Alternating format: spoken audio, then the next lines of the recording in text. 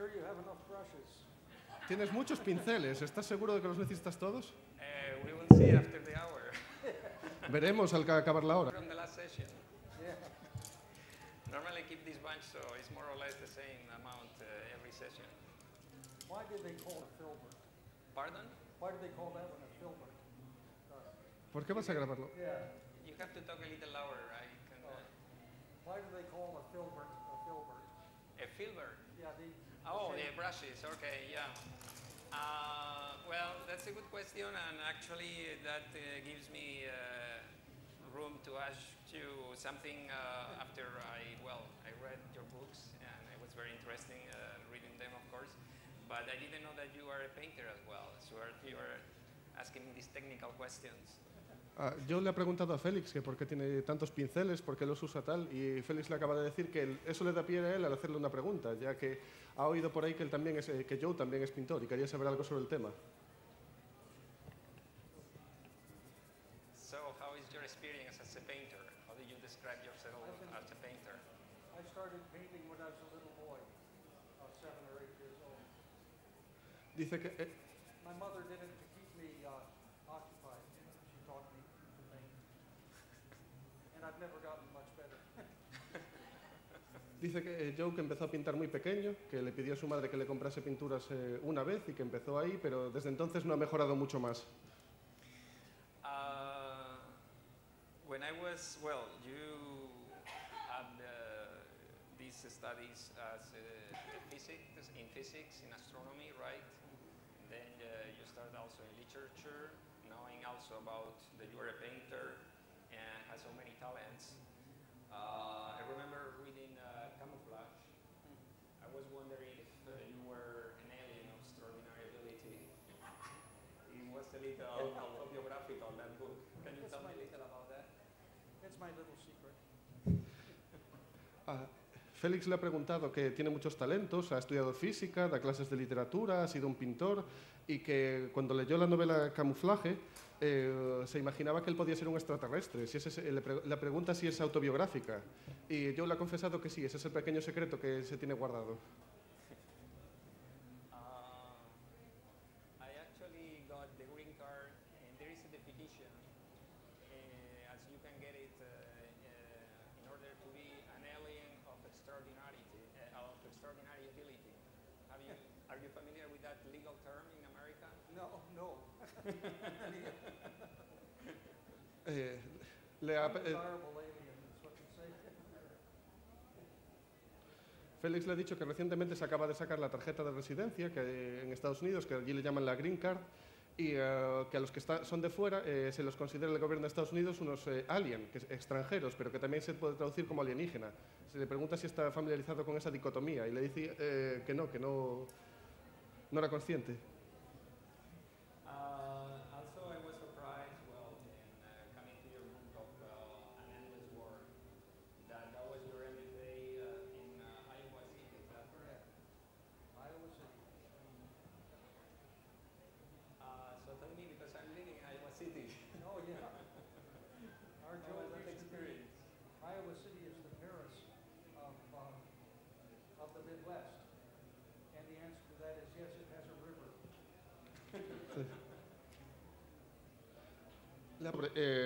Que cuando leyó la novela de La Guerra Interminable sobre Iowa City, que es la ciudad en la que vive Félix, si le puede decir algo al respecto. Y ha dicho Joe que sí, que es como la capital del Medio Oeste y que es una ciudad en la que hay un destripador. Es la historia.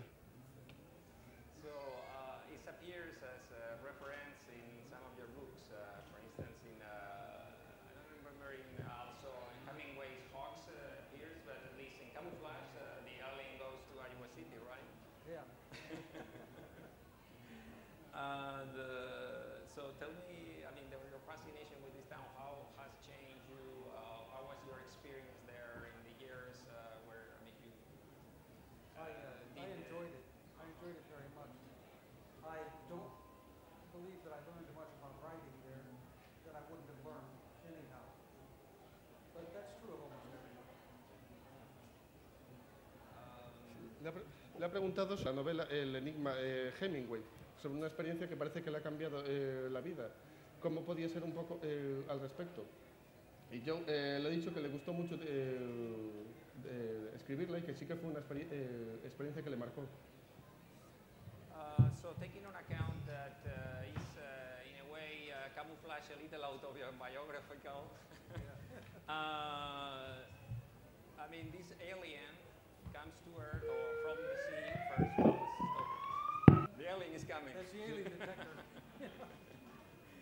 So you can tell a little about the plot, but I mean, it's coming from the sea, start to eat a man or transforming, I mean, the body of him, and so start to learn about the about humans. Looks is very simple for him for something about science, so you started with science as well, but look like he has more challenge in literature. So I don't know if that was your personal experience as well, like it was something really even harder than to be a scientific person, to be a literary person. I was never a scientist. I just got a couple of degrees and never worked at it. I don't have the talent. I found out I could write books instead. Why not? I met Arkady Sudansky in Leningrad, when it was Leningrad. And I found out that Arkady had a degree in astronomy too. And we're about the same age. So I asked him whether he had ever worked as an astronomer himself. And he said, why should I work when I can write for a living? And so that's it. Preguntado por la experiencia del extraterrestre de su novela, ya que es un alienígena que viene a la Tierra y que intenta adquirir todo tipo de conocimientos que puede. Empieza con el tema, con el campo científico, que es, allí no tiene problema, los adquiere fácilmente, pero según se acerca a las letras, a la literatura ya es más desafío, ya le cuesta aprender.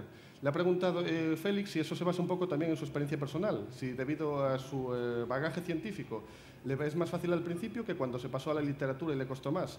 Joe le ha contestado que él nunca se ha considerado un científico, que nunca tenía un verdadero talento para ese campo, que siempre ha sido un escritor de libros, que una vez conoció a un archivista que le preguntó precisamente por este tipo de experiencia y de relación, si alguna vez echaba de menos el trabajo en el campo científico, y le dijo que no, que siempre prefería escribir libros que trabajar de verdad, era mucho mejor y más gratificante. So, well, An Endless War has been written how many years ago? Almost 40 years ago? Yeah. This has become also, in a way, for you to have to suffer an endless interview about the book. I don't know if you can ask me anything that hasn't been asked before.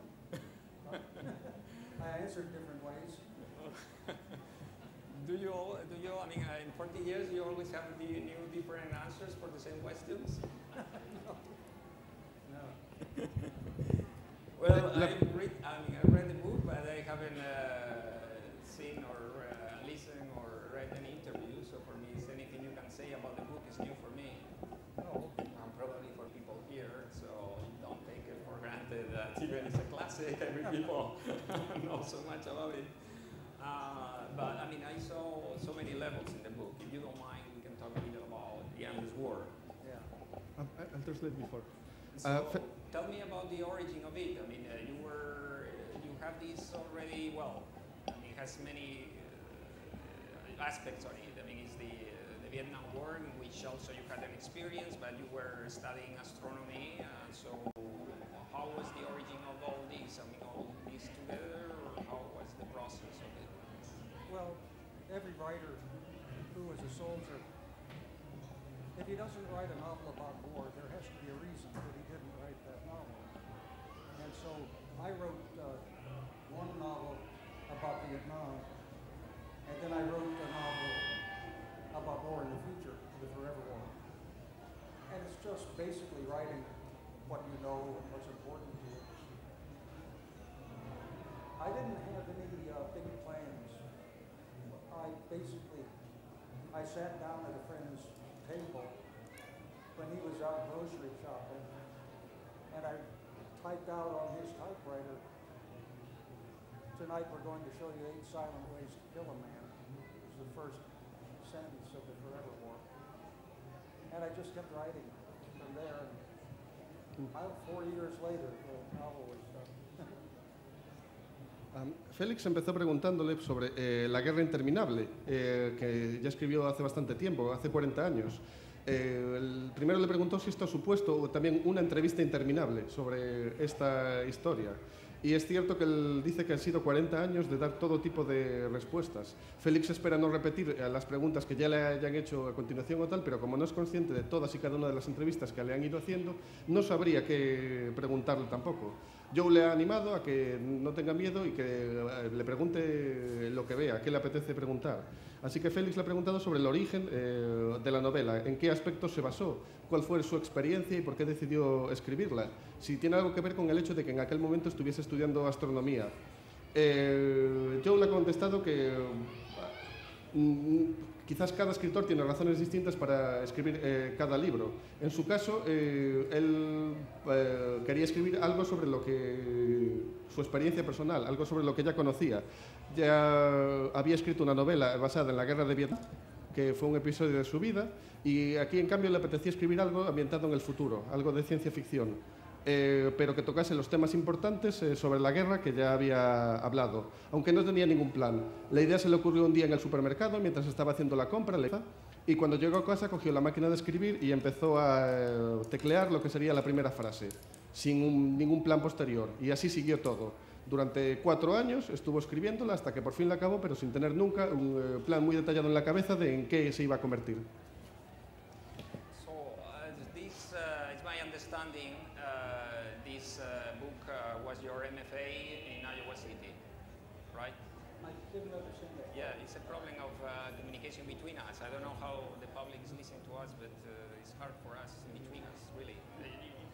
You want me to speak lower, or? If you could. Yeah, me too. For me to listen to you, it's a little hard. I mean, I can actually, I have the translator, so I can understand you through him too. Yeah. I was asking that, is my understanding that was your MFA in Iowa City, right? In the book. Yeah, but I had written 4 books already.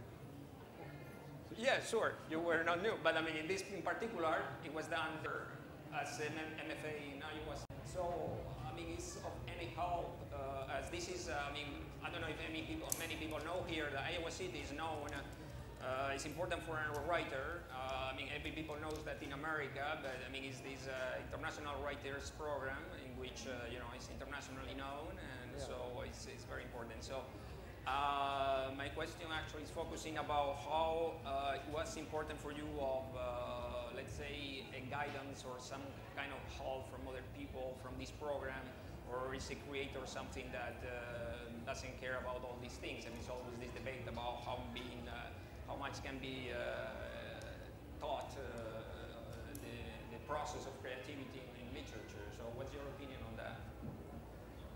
In my case, I was too old and too experienced to learn basic things. I had already written several books and many dozens of short stories and magazine articles and so forth. And so basically it was a place to be for 2 years and be paid without having to write for a living. So I had time to work on the Forever War, which was my master's thesis. And it was very, very valuable. It was more valuable than I knew at the time. Félix le ha preguntado sobre, él cree que escribió la novela de la guerra interminable en Iowa City, que para quien no lo sepa es una ciudad muy conocida dentro de la comunidad de escritores estadounidenses, ya que la Universidad de Iowa tiene uno de los programas de literatura más prestigiosos y hay muchos escritores que van allí a formarse a cursos especiales. Si Iowa en este sentido ha tenido alguna influencia en la creación de la novela, el participar en el programa de la universidad.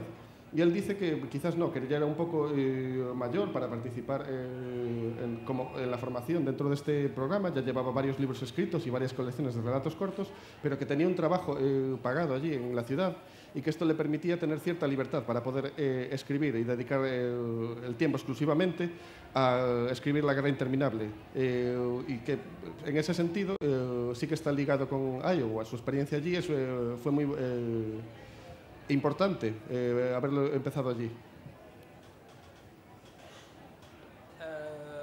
So, in a way you're escaping my question about, besides the welfare, that was good for you personally, but the thing is of any help? I don't know how you must be, how much have you been involved in the teaching process of literature? If you are interested on that, or you think it's any value, or is something that is really growing as a personal level and has not any sense to have like a guidance or teaching on an academics, let's say, level, or so it's a little about this thought. What do you think about this? Well, obviously there are three possible outcomes. Going to a thing like the Writer's Workshop can help you as a writer, or it can make no difference, or it can harm you. The people who are harmed by it are interesting.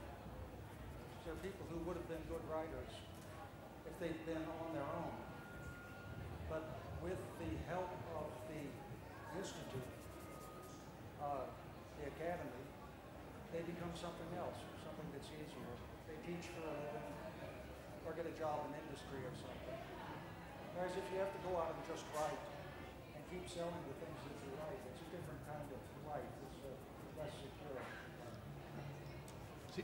Félix quería indagar dentro del hecho de estar en Iowa como parte de la universidad, si ser profesor de literatura les da una nueva dimensión al hecho de también ser escritor, si hace crecer personalmente o de algún modo formar parte de una institución académica, estar en contacto y tener esa experiencia. Y Joe está de acuerdo en que sí, que él ha trabajado en talleres con muchos escritores y piensa que sí que son una formación importante para ellos, porque un escritor por sí mismo puede tener, únicamente tiene las influencias que él va encontrando y se va forjando la carrera individualmente, pero si está en talleres o en ejercicios de estilo con otros escritores, recibe otro tipo de influencias con las que no contaba y que son distintas a las que podía esperar en un principio. En ese sentido es beneficioso, ya que no es que vaya a ser un escritor mejor ni peor, pero sí que saldrá un escritor distinto al que podría haber salido si se hubiera formado en soledad, si se hubiera encerrado en un cuarto, en un estudio, a escribir por sí solo, a formar parte de talleres con otros escritores y aprender del proceso. How much do you share your process in writing with other people when you are writing something? I share with them whatever they know. I mean, there is no secret to writing, but it's so intensely personal and individual that you can't teach someone how to write the way you do. So you just make things easier for young people. Félix le ha preguntado cuánta parte de su proceso de escritura comparte con sus alumnos, cuánto les dice y les transmite su experiencia. Y Joe les dice que él comparte lo que ellos quieren, lo que ellos le preguntan, que les contesta eso porque realmente no hay ningún secreto en escribir. Y esa, como todo el mundo sabe, no se puede enseñar. Por mucho que quieras, no le puedes enseñar a alguien cómo se escribe. Le puedes enseñar trucos que lo hacen más fácil, pequeñas cosas que puede mejorar, pero no a escribir. So how many people read the book before it's published? No sé, my wife does. My agent may read it, but does not have to. Then the editor and her assistant. And whoever else has a key to the office door, I don't know. Not many people. There are writers who pass their manuscript around and get all kinds of opinions about it. Mm-hmm. That doesn't seem productive for me. I mean, who do you decide to obey and who do you decide is not very smart? No, it's a very individual thing for me. So this is because you are very secure of yourself. Maybe that proves that you are really the alien we're talking about in camouflage. It may be. Of course, some very, very bad writers are very sure of themselves. I've met many of them. Well, I don't think it's your case. For sure. Félix le ha preguntado cuánta gente tiene acceso al primer borrador de sus novelas antes de que salgan publicadas, y Joe le ha dicho que muy poca gente las lee. Su mujer está entre ellos, también su agente es de los primeros que los hace, y después pues, el editor y su ayudante, y a lo mejor 2 o 3 personas más en el proceso, pero no muchos. Hay gente que valora el hecho de tener varias opiniones sobre el borrador, que lo considera productivo, pero a él, por ejemplo, le cuesta discernir si las opiniones o los cambios que le sugieren son beneficiosos o no, así que prefiere no escuchar muchas voces antes. Entonces, Félix le ha comentado que debe ser una persona muy segura de sí mismo si escucha pocas voces que lo cambien.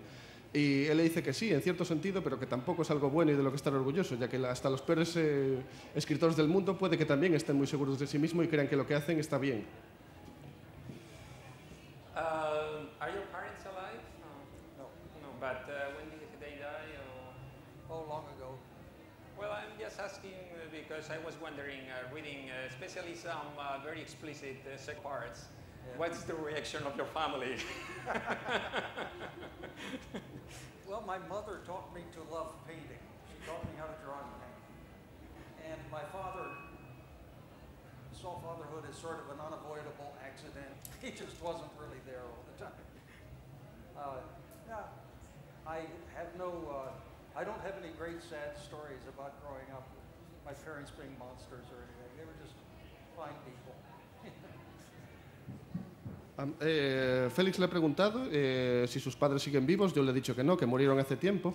Y que Félix ha explicado que le preguntaba esto porque hay partes sexuales en sus novelas que son muy explícitas y que le gustaría saber cuál era la opinión de su familia al respecto.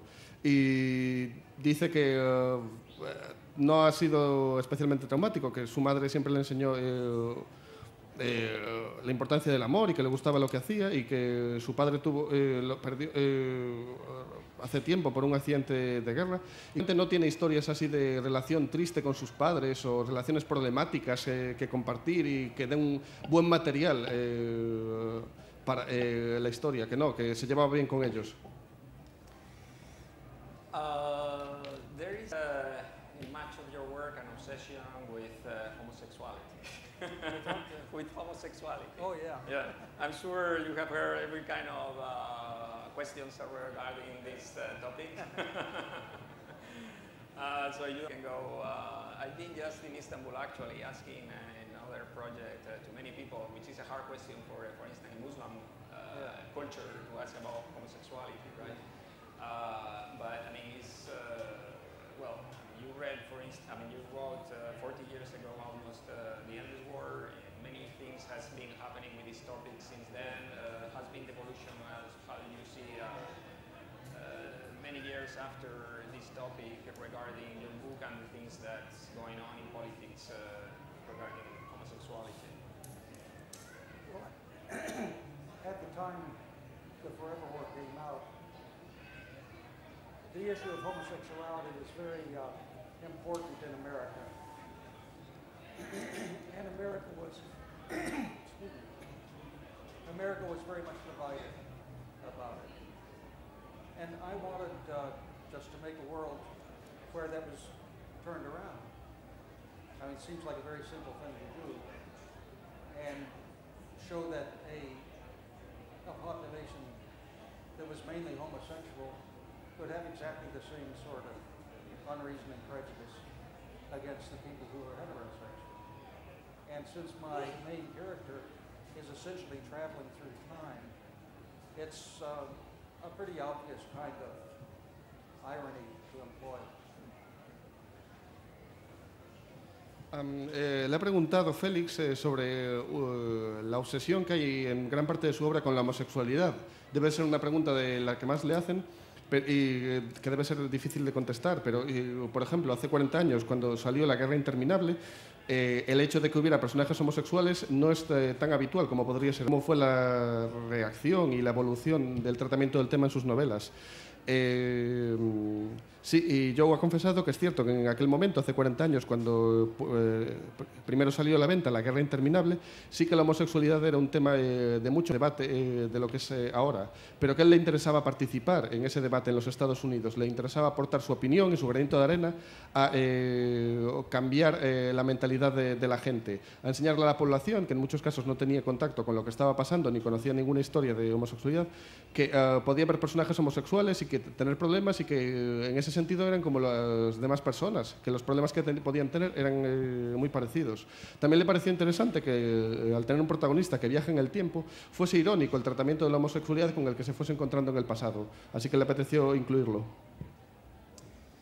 So, having on account all the changes over these last 40 years regarding this topic, do you think you will write this in the same way if you will be writing this book today regarding homosexuality? I don't think, well, who knows? I mean, my own attitudes probably are not going to change.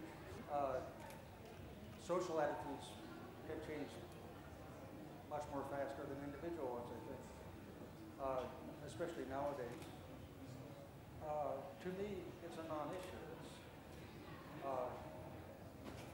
To me, it's not that interesting the way it was when I was young. And it was actually illegal to be homosexual in parts of the United States. And it was considered to be extremely rare, even by people who were surrounded by homosexuals. They didn't know. It just seems to me a non-issue for me, but it would be a big issue if I were myself homosexual. Le he preguntado a Félix si cree que si hubiera escrito hoy La Guerra Interminable, 40 años después, con la sociedad, con lo que ha cambiado, si lo hubiera hecho de la misma forma, si cree que le hubiera sido la misma novela de haberla hecho ahora. Y yo se pregunta lo mismo, porque quién sabe, no sabría si probablemente su opinión, la opinión que tendría ahora si fuera joven y volviera a escribir, no sería la misma de aquel entonces. Y tampoco la sociedad en la que lo hubiera hecho. Ahora la sociedad cambia mucho más rápido que por aquel entonces, y aunque haya ciertos individuos que les cueste aceptarlo y que vayan más lentos, no hay la situación de aquel momento en el que prácticamente era ilegal ser homosexual en los Estados Unidos. Había muchos estados en los que estaba perseguido y era una experiencia mucho más interesante desde el punto de vista de escribir sobre ella. Él se sentía bastante más identificado en aquel momento, ya que él era un superviviente de la guerra de Vietnam y podía identificarse con la situación de supervivencia de muchos de los homosexuales en aquel momento. Quizás ahora la situación fuese diferente. There is an aspect, for instance, taking on account, I mean, I understand when you wrote it, the context, but for instance, now you know that there is a lot of debate about, especially for some, let's say, hardcore Republicans, about conservative people in America, thinking of homosexuality is something that can be healed, that can be, let's say, change it. And so in a way your novel, your book looks like is defending this position, as you are standing that there is a process in which people turn homosexual, so it's something can be chosen, and it's something not you are born and so you cannot you know, which is the issue that most of homosexuals defend, that say something you cannot, it's your nature, you cannot change that. So are you worried about this aspect that can be read in that way? Yeah. Well, at the time, in the 1970s, there was a debate as to whether people could be changed one way or the other. And there were clinics who guaranteed that they could change from homosexual to heterosexual for your own benefit by aversion therapy or some sort of questionable practice. Félix le ha preguntado si es consciente del debate que hay ahora mismo en los Estados Unidos sobre la homosexualidad, ya que muchos republicanos y de los partidos conservadores creen que la homosexualidad puede ser curada o por lo menos cambiada y revertida. Si eres consciente de esta situación, hay gente que, gran parte del debate sobre la homosexualidad intenta explicar que es mucha gente que nace así, que no es una cosa que pueda cambiar, que lo son toda la vida y que por eso quieren reivindicar sus derechos. Si es consciente de ello y cómo lo hubiera afectado a la novela, yo le he dicho que sí, pero que la situación en los 70 era muy distinta. El debate en aquel momento era si se podía cambiar, ya que había muchas clínicas, la opinión médica todavía pensaba que la homosexualidad no era algo con lo que se nacía, sino que era una desviación, un cambio que te podían curar en una clínica y ponerte bien, que lo hacían por tu propio bien. Y era lo que se estaba cuestionando en aquel momento. Esa fue la mentalidad con la que surgió la novela. At the time that the novel was being written, they thought that you could be changed back from homosexual to heterosexual by aversion therapy. They would have a person watch movies of sexual acts, and while they were watching homosexual acts, they would be shocked with an electrical shock at random times. And then they would not be shocked while they were watching heterosexual activity. And this supposedly would cure you. It didn't, surprisingly. En aquel momento había una terapia, la terapia de reversión, que se utilizaba para intentar curar la homosexualidad y que consistía que a los pacientes homosexuales se les ponía a ver, y cuando salían escenas de contenido homosexual se les daba una descarga eléctrica. Y cuando salían escenas de contenido heterosexual, de parejas heteros, no pasaba nada. Entonces creían que se les podía acomodar la mente como si les estuvieran adiestrando paulatinamente, que asociasen las descargas eléctricas con la homosexualidad como algo malo y algo de lo que tuvieran que curarse, y que así poco a poco, condicionando su comportamiento, revertir y volver a transformarse en heterosexuales. Of course, when it was written, internet was not like today. Internet, you know, the internet. Oh, the internet, yeah. For instance, there is an aspect in there are these expensive calls to the moon, La Luna, right? In the novel, in the book, and that maybe well looks not too. I mean, as you predicted many other things in my way, in my opinion, but in this case, for instance, do you think? I mean. Probably as internet, for instance, has appeared, it wouldn't be so expensive, or was something that probably wouldn't happen, or we couldn't predict if that it would be the case. I mean, people living in the moon, that would be an issue. That was an issue in your book, right? Yeah. I missed the first part now. No, it's about the predictions of the future. I mean, you go millenniums in your book, you know, like 3000 and going back and forwards. And so there is this chapter in which there are these expensive phone calls to the moon, to La Luna. You remember your book. So, I mean, taking into account that now the predictions were, in long distances, I mean, turns out now even to the moon probably will be something not a problem, as you wrote, right? Yeah, it wouldn't cost much at all. No.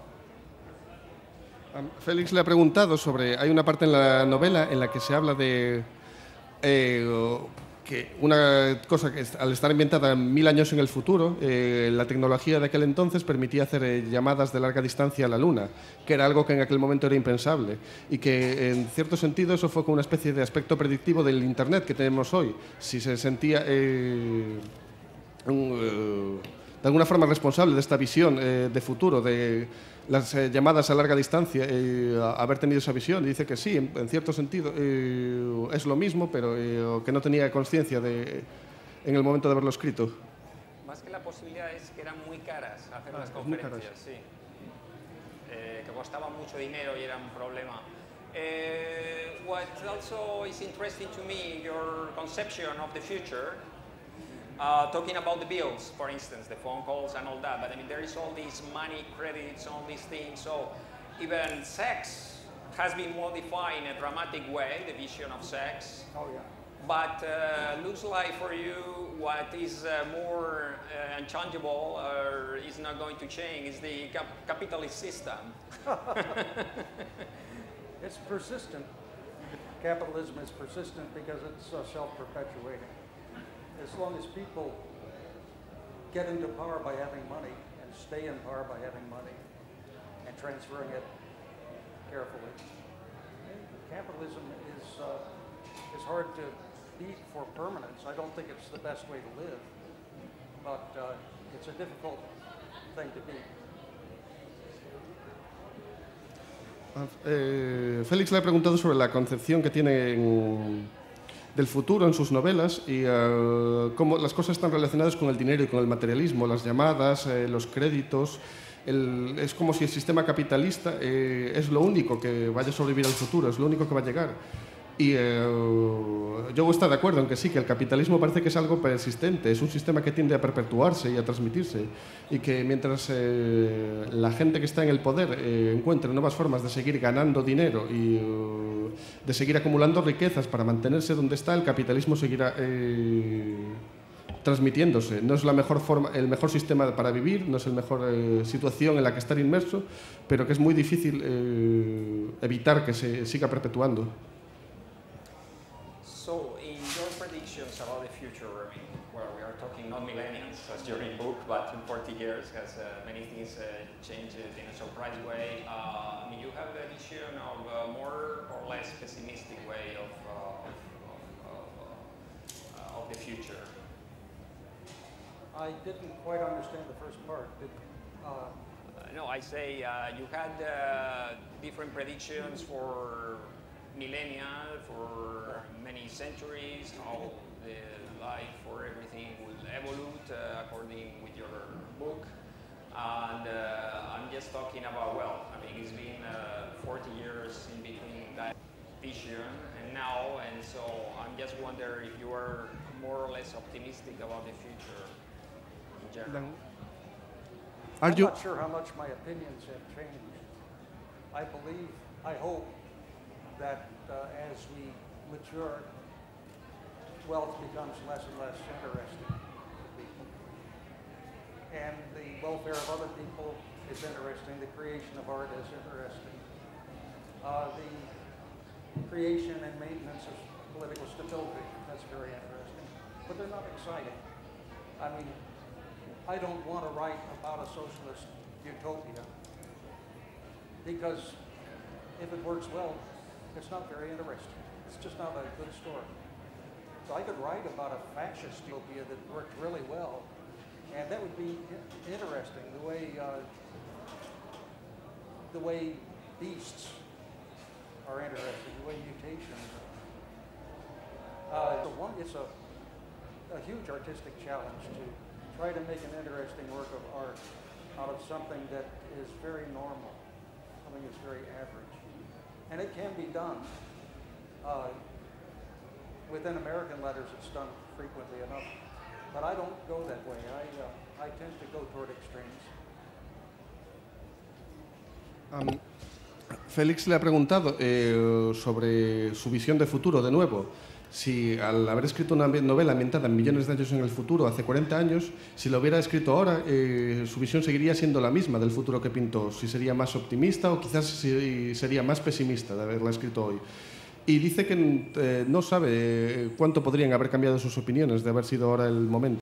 Que quizás sigue teniendo esperanza de que se mantengan algunas ideas con las que él soñaba, pero que cada vez es muy difícil con la desaparición del estado de bienestar y sobre todo la estabilidad diaria de la vida de las personas, que es mucho más romántico pensar en una utopía socialista, en ese sistema que le gustaría desear personalmente, pero que no da tan buenas historias, y por eso que quizás es mucho más tentador para la gente con ideología escribir sobre utopías fascistas, ya que siempre un futuro que sea un desafío, en el que haya retos que superar o cosas que intentar cambiar en el presente para que no intenten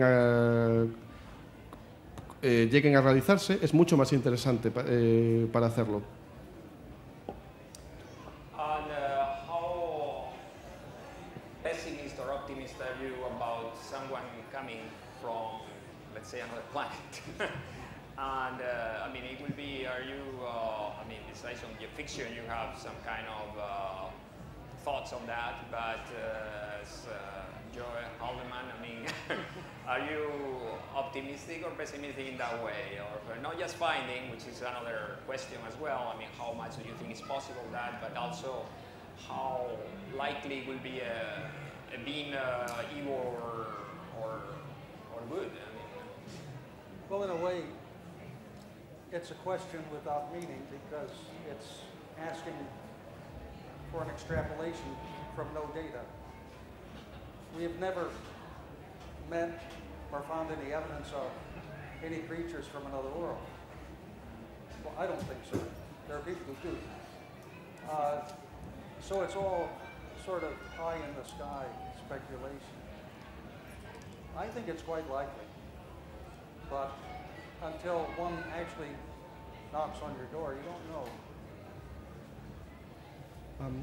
Si he entendido bien la pregunta, si no, corrígeme, Félix. Le has preguntado si supiéramos que existe la vida extraterrestre, seríamos más optimistas o más pesimistas con respecto a los futuros que podrían plantearse. ¿Cómo considera Joe Haldeman su visión? ¿Cómo cree que cambiaría el punto de vista si tuviéramos esa constancia, más o menos? Más sobre el optimismo o no de una persona viniendo del espacio y si cree que sería posible, si esta persona sería, porque lo escribe en sus novelas de una forma, pero como él piensa realmente si el ser sería positivo o sería diabólica. Pues eso, si alguien que viniese del espacio y viese sus novelas sería más positivo o negativo. Y dice que es difícil contestar esta pregunta, Joe, porque tendría que hacer una extrapolación, ya que no tenemos conciencia de que eso pase, no tenemos conciencia de que haya gente en otros planetas que pueda venir a la Tierra, no tenemos conciencia de la vida extraterrestre, aunque haya gente que sí que piensa que existe y que solo podemos permitirnos especular. Así que sería difícil encontrar la respuesta adecuada a ello. Do you understand any Spanish? Am I studying Spanish? Do you understand any Spanish? Oh, very little. Your wife does, right? Oh, she does. Yeah. That's why I don't learn it. She's so expert.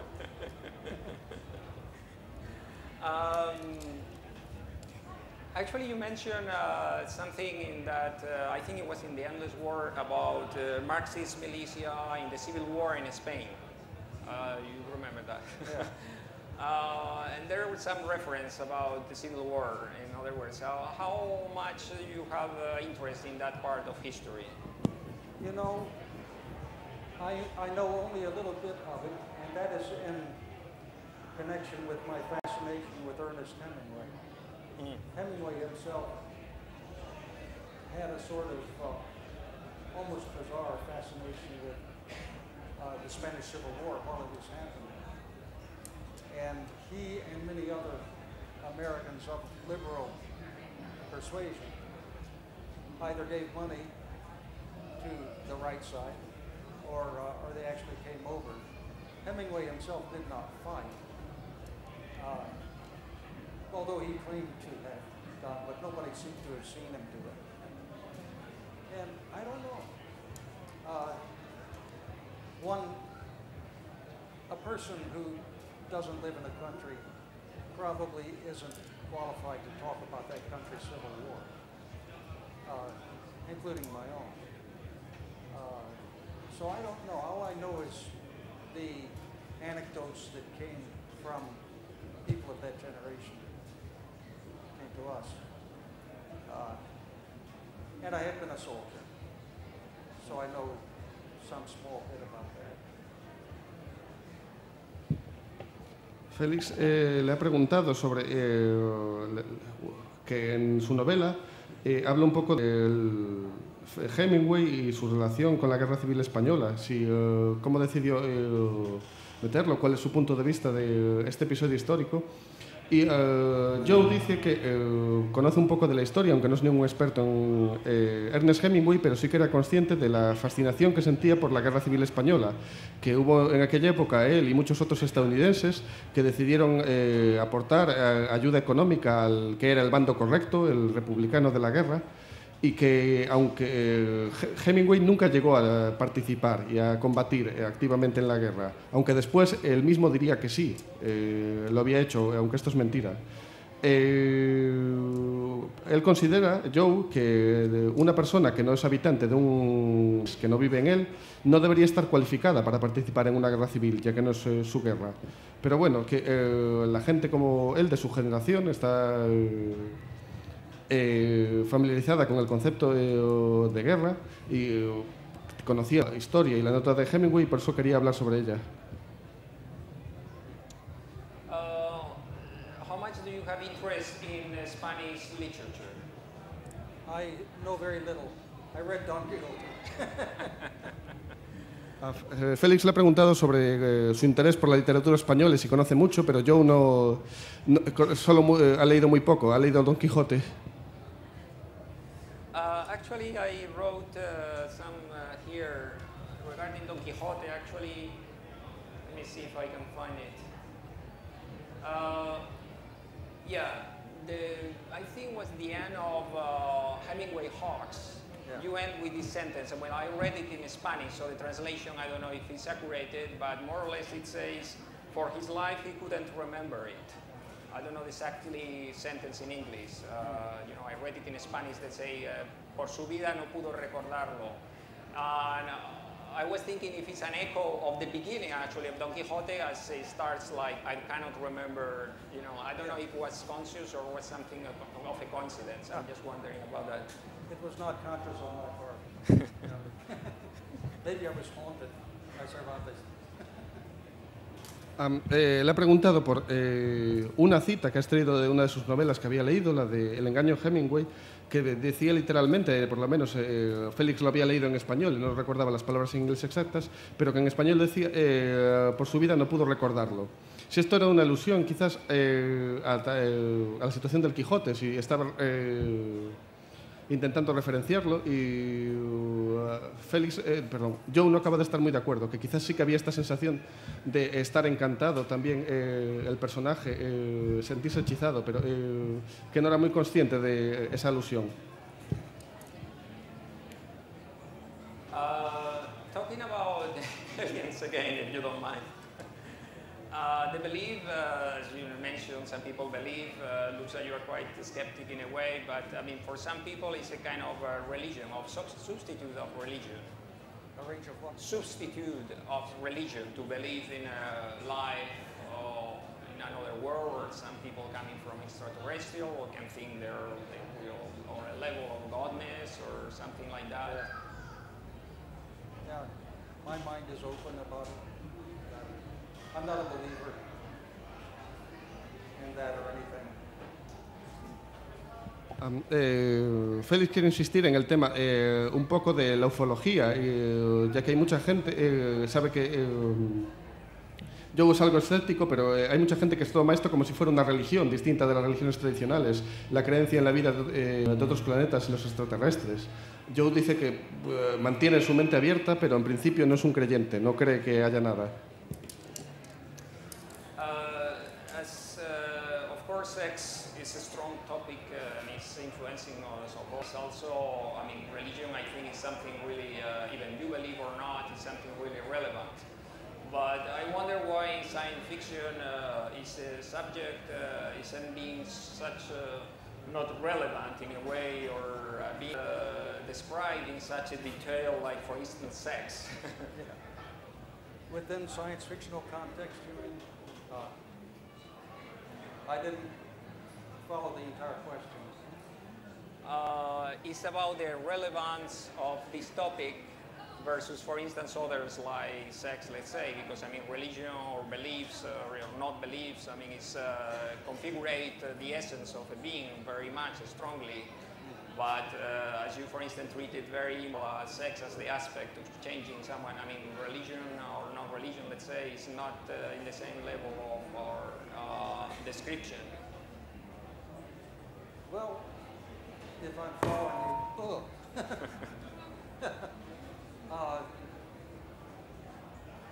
it's a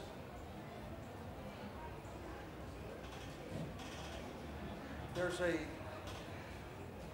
see okay from my point of view, I see belief as an action as being inherently false. if you believe something, it doesn't need to be tested. Believe something, you can make a whole theology, an entire view of the world that has no external reality. So, from my atheistic standpoint, when that word comes up, I sort of back away. I do believe in things, of course, in an everyday way. Everybody does. I believe if I stop breathing, I'd probably die. In what, sorry? If I stop breathing, I will die. But I'm not going to do the experiment, ahead of time. A Félix realmente le interesa el tema de las religiones y las creencias, ya que normalmente es irrelevante para la ciencia ficción, no es algo que sea tan tratado como el sexo o otros aspectos. Le pregunta cuál es su visión en el campo de la ciencia ficción sobre el tema de las creencias y estos aspectos. Joe, la visión que él tiene es que las creencias de los personajes tienen que manifestarse en sus acciones y que muchas veces son las fuerzas inevitables que ponen los acontecimientos en movimiento para las cosas que van a pasar en la novela. Lo que pasa es que muchas veces las creencias no tienen que convertirse en teologías, sino simplemente en las demostraciones externas de las motivaciones del personaje. Al menos ese es su punto de vista como ateo. De lo que condiciona su punto de vista de personaje. Él puede que no tenga creencias religiosas, pero en el fondo cualquier persona tiene sus creencias. Él, por ejemplo, tiene la creencia que si dejase de leer, moriría. Es una creencia que él tiene. Y, So in a way, literature is like your God. Well, my theology allows all other theologies to exist. And if one of those others, the great lemon cookie in the sky decides to strike me down to prove that it exists, well, okay, that's my fate. Sí, dice que Félix le pregunta si entonces la literatura es su Dios. Y él dice que... Su Dios. Su Dios. Y Joe ha dicho que en principio su teología es mirar las distintas teologías y ver lo que pasa en los distintos sistemas de creencias y estar un poco de acuerdo con todo. Leer sí que sería esa experiencia divina.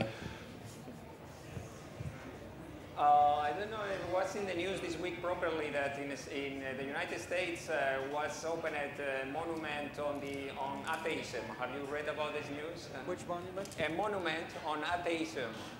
By a group of non-believers, yeah. Have you read of it? I read of it. What an interesting thing to do. Of course, my non-God needs a graven image. Félix le ha preguntado si es consciente de la noticia que ha salido a la actualidad estos días de que en Estados Unidos le han construido un monumento al ateísmo, si era consciente. Y sí, es una cosa muy interesante de hacer, que él, precisamente sus dioses, no necesitaría de construirle ningún tipo de monumentos, pero que le parece bien que se haya.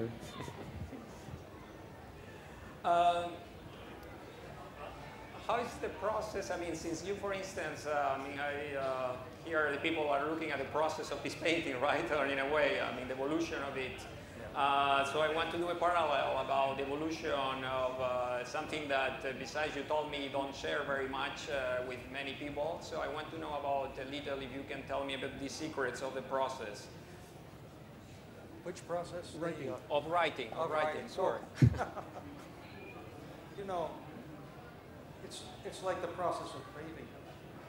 In which way? If you're a writer, you write. If I couldn't write, I don't know what I would do. I mean, literally, if I lost the ability, I don't know how I'd get through the day. It's been so much of my life, as long as I can remember. I mean, even as a 8, 9, 10-year-old, I wrote all the time. Félix le ha preguntado sobre su proceso de escritura, de cómo ha ido evolucionando en este tiempo. Ya sabemos, por lo que ha dicho antes, que no le gusta compartir sus escritos con mucha gente, pero al menos los secretos del proceso, si nos puede decir algo. Y Joe dice que es que no sabe qué decir, porque para él escribir sería como para Félix pintar. Él escribe porque es lo que tiene que hacer, escribir, lo necesita. Si no pudiera escribir, no sabe qué sería de él. Si algún día perdiera mágicamente la habilidad de escribir, no sabe si sería capaz de sobrevivir. Que dedica tanto tiempo de su vida a la escritura. Es algo que hace y que tiene que hacer que no se le imagina su vida sin ello. It's not as you are kind of now it's in fashion to say every people with this obsession is Asperger has an Asperger syndrome. I don't know if it's your case. I've met some of them, yes. I mean, that is one empowering thing for some artists is insanity. And sometimes it's obvious, like Asperger's syndrome. Sometimes it's hidden very well. In my case, for instance. Dice que espera que esta obsesión no se convierta en algo sintomático de una enfermedad, como si tuviera el síndrome de Asperger. Y dice que Joe que no, que simplemente es algo que le da poder, pero que hay muchos escritores que sí que notas que la locura, o por lo menos trastornos como el Asperger, están ahí y les motivan a seguir escribiendo y seguir adelante, que son las fuerzas que mueven su creatividad.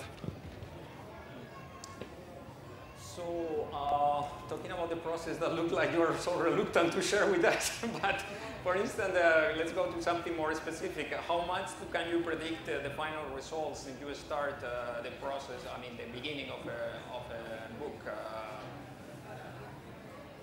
Usually you don't know. The start is a mystery. You don't know where it comes from. You don't know where it's going to go or whether it's going to succeed. I've been very fortunate. That I've never started a novel and gotten well through it and then found out it wasn't going to work. But that has happened to some of the best writers. I don't know what to say about that because we don't know where it comes. We don't know where the talent comes from. We don't know how it's going to be manifested. A writer doesn't know whether his work will sell all his life.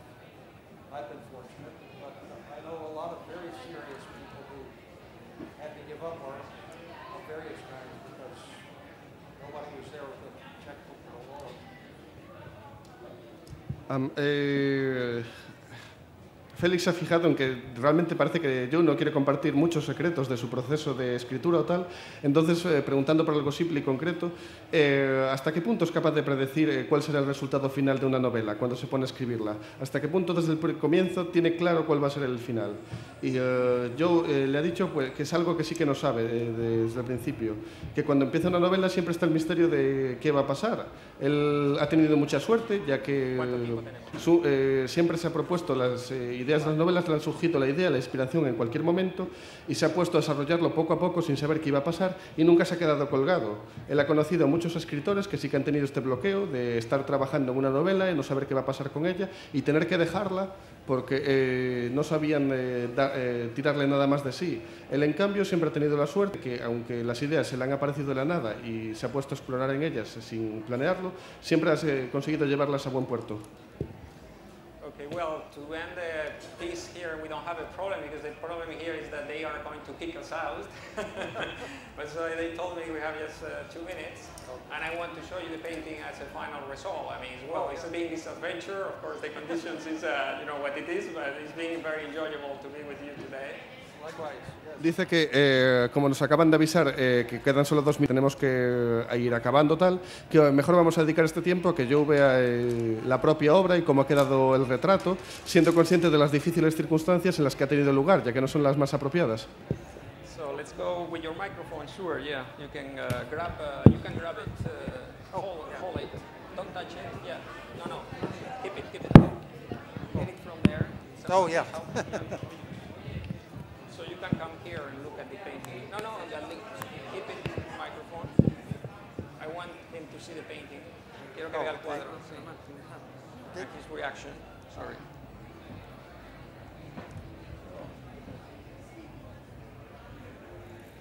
Oh, yes. I know who that is. Muy bien, sí. Yo conozco a esa persona. He has more hair up here, though, doesn't he? El de retrato parece que tiene más pelo que yo en realidad. you so much. Thank you very Muchas much. gracias.